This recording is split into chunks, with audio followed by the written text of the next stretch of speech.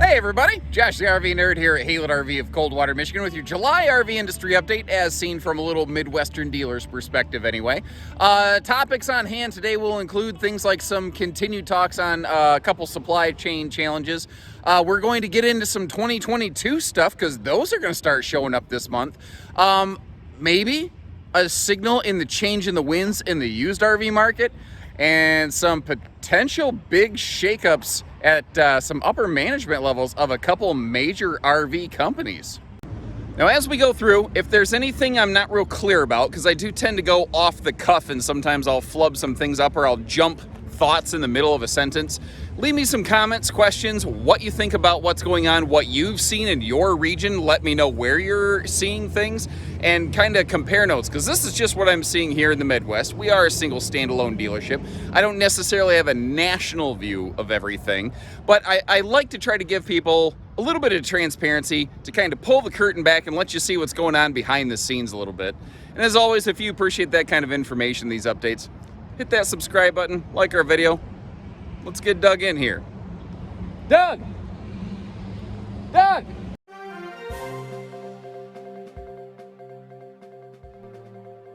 So we interrupt your regularly scheduled programming. I did it to myself again. As I was putting all this together, I realized that I have what I thought were brief bullet points highlighting just the best features of which I'm aware in terms of 2022 updates that will be coming out, product updates. I didn't realize that my idea of brief, with the lineup as large as we have, was going to translate into like 45 minutes worth of footage, and I didn't want this one video to just be an hour-long slog. So I wanted to get the more industry update centric stuff put out in this video, and then give me about a week or so and I'll have another video coming out very soon, specifically just going over some very cursory surface level update stuff that'll be coming in the 22 products that we carry here at Haylett. Some very cool stuff. I think you're going to be very excited, very pleased with what you see. For now, back to the industry stuff, and if along the way I say something like, you'll hear me talk about the 22 updates in a minute here, it's because I was going to do that and then realized that I did it for 45 minutes. As seen and discussed in previous videos, inventory volumes, generally speaking nationally, with the exception of only a handful of places here and there, continue to be a problem. I know some various reps, a Texas rep that I know for Catalina sent me pictures of a couple of his dealers' lots looking exactly like this.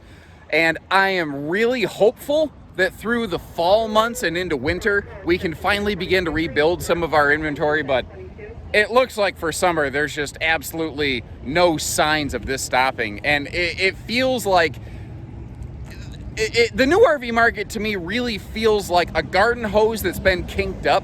You know, like the water's flowing through it, then you kink the garden hose, and then all that pressure starts building up. And the pressure's getting to the point that literally on arrival, that trailer right there in the background, that's why I couldn't have done that if I tried. That trailer came in off the factory truck yesterday. Before it was even unhooked from the factory delivery driver's truck, one of our sales team called a client who was in the area, came in to take a look at it, and had a credit app rolling on that thing and partial payment secured on it before it was even unhooked from the factory delivery driver's truck.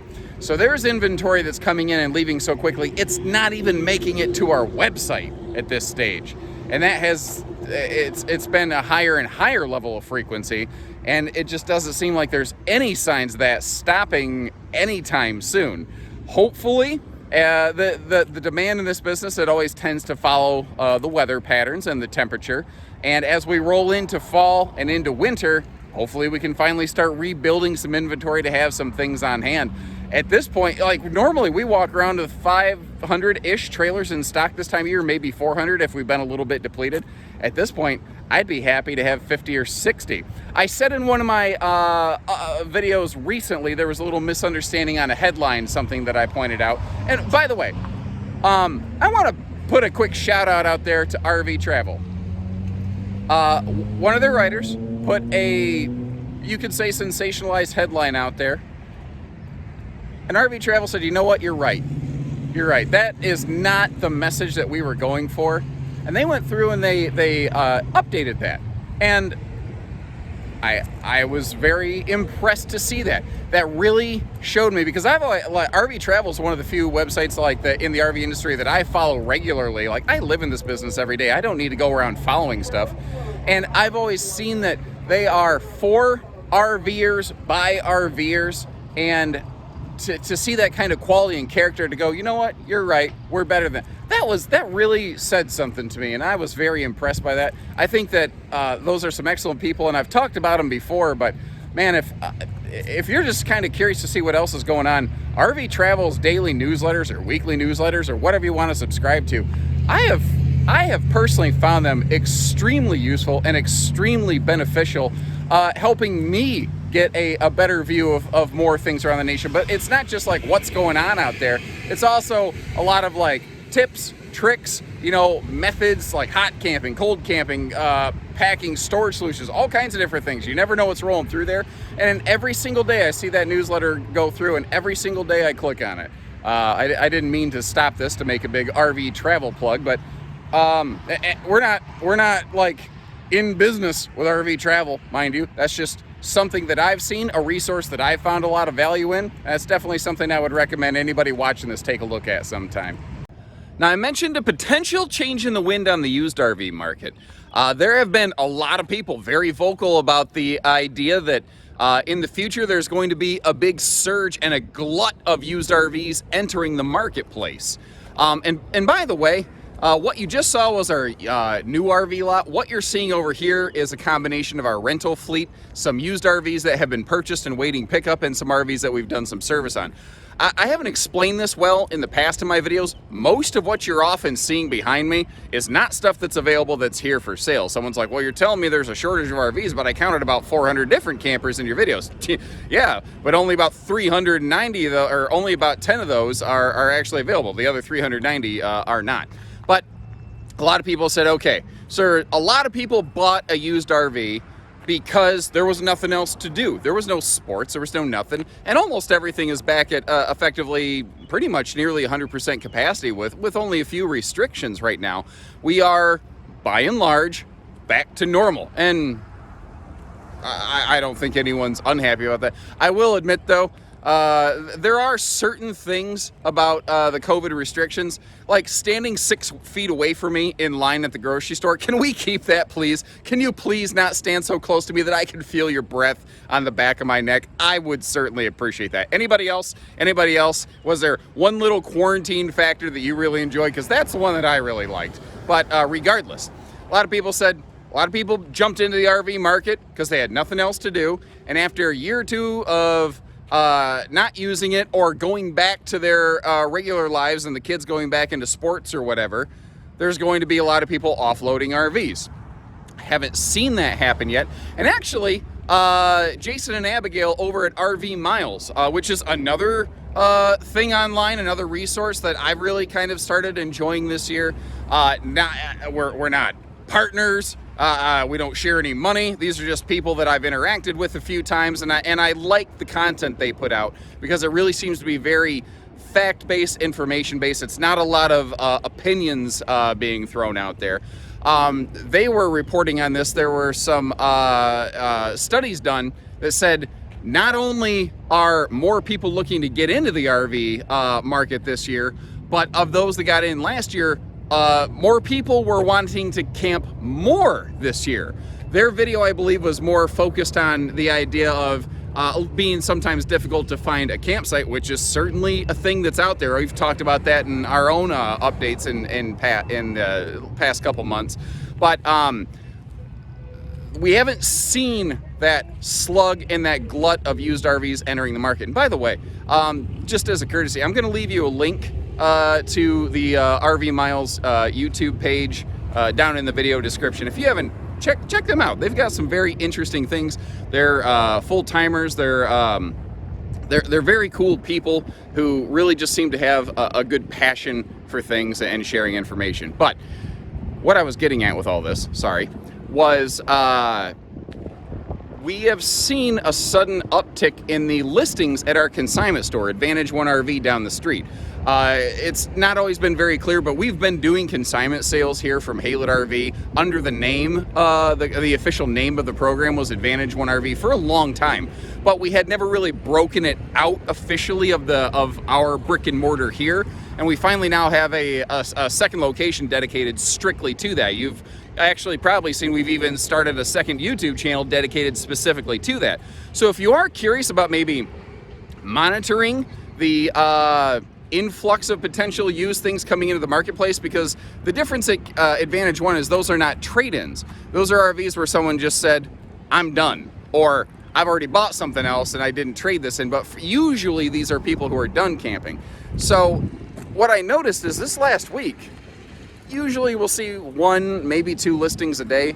I saw 15 consignment listings at Advantage One down the street in 2 days last week. Now, before I go blowing the whistle and saying, here it comes, guys, here comes the flood, I also want to mention that for the week before that, we were officially moving out of the old building that was already on that property and into the new building that we just built. And our management down there was just simply unable to take new listings at the time. So could it have been just some pent up people, that kinked garden hose that I mentioned before? It could be. But of those listings that we had, a large number of those were people who were simply done camping, a higher percentage than I normally see. A lot of the listings down there are people who will say like, well, we bought a condo in Florida, we don't need the RV anymore, or we bought a boat and we don't need the RV anymore. A lot of these were people who just said, I just don't need the RV anymore. We didn't get to use it, didn't want to use it, which is, it happens a little bit here and there, but I saw a lot of it last week. So that might be maybe that first little change in the wind right there. And it'll be very interesting to see how that market continues to change and evolve over the next couple months.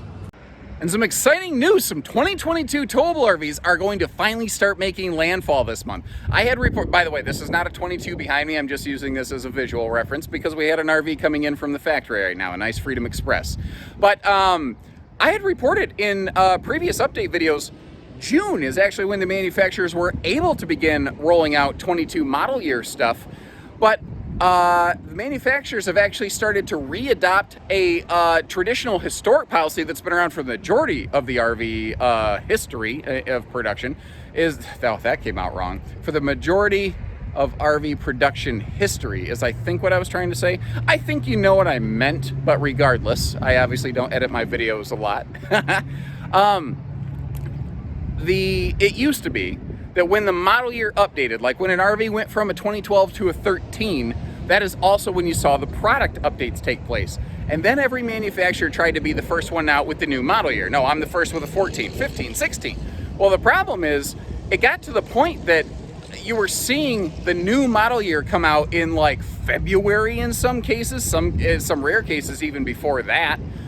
We actually had our first 2021 in the calendar year of 2019 in December. That one just about blew my mind. They literally skipped an entire year, one company did.